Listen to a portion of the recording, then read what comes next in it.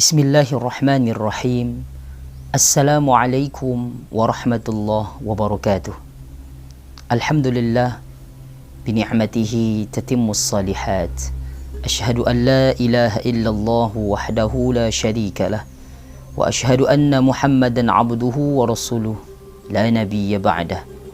Allahumma salli wa sallim wa barik ala sayyidina Muhammadin wa ala alihi wa sahbihi rasulillahi ajma'in, amma ba'. Hadirin ikhwani yang dirahmati dan dimuliakan Allah subhanahu wa ta'ala, bersyukur kita kepada Allah subhanahu wa ta'ala, kemudian kita berselawat kepada Nabi kita Muhammad sallallahu alaihi wasallam. Allahumma salli wa sallim wa barik alaih. Ikhwani yang dirahmati dan dimuliakan oleh Allah subhanahu wa ta'ala, setiap kita ingin menjadi seseorang pemenang. Namun bagaimanakah pemenang yang sesungguhnya itu? Apakah pemenang itu dilihat dari banyak prestasinya, dari banyaknya harta kekayaannya, atau dari tingginya jabatan seseorang, tingkat kesuksesan dunia ini? Memang betul, itu merupakan tingkat kesuksesan dari sisi kehidupan duniawi. Namun kita mesti ingat, kehidupan dunia ini hanya sebagai lintasan kita menuju kehidupan yang abadi. Kehidupan di akhirat itulah kehidupan yang kita sebenar-benarnya, dan disitulah kita ingin mendapat predikat kemenangan yang sesungguhnya. Lalu bagaimana seseorang yang dikatakan pemenang yang sesungguhnya di dalam Islam dan di hadapan Allah subhanahu wa ta'ala?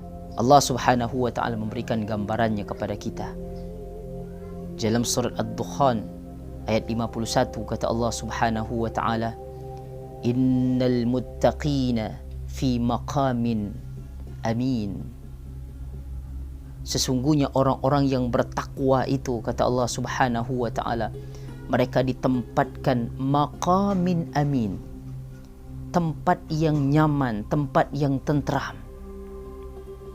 Fi jannati wa uyun, yakni di taman-taman yang begitu indah, yang banyak sungai-sungai mengalir, yang menyejukkan mata. Yalbasuna min sundusi wa istabraqim mutaqabilin. Mereka memakai pakaian sutra yang halus, kemudian sutra yang tebal, saling berhadap-hadapan. Kadzalik wa zawwajnahum bihurin 'ain. Demikianlah kemudian kami pasangkan mereka dengan bidadari-bidadari yang menyejukkan mata.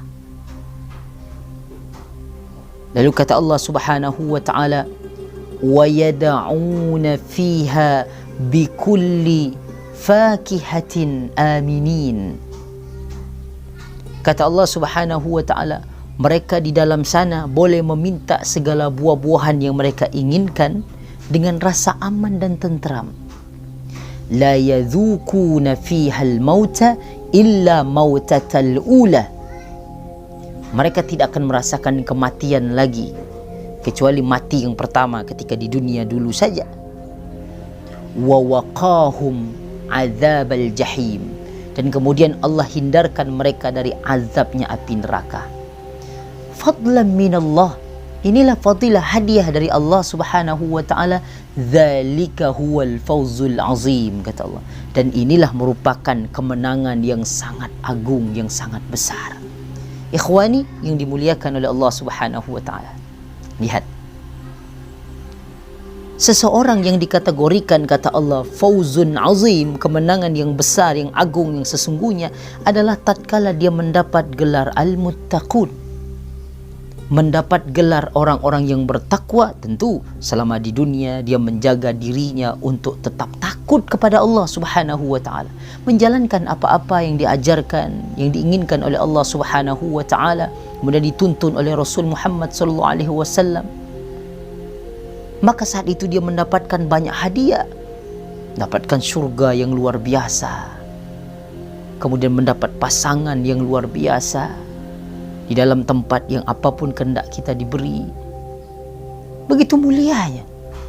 Maka inilah kemenangan yang sesungguhnya yang kita harapkan.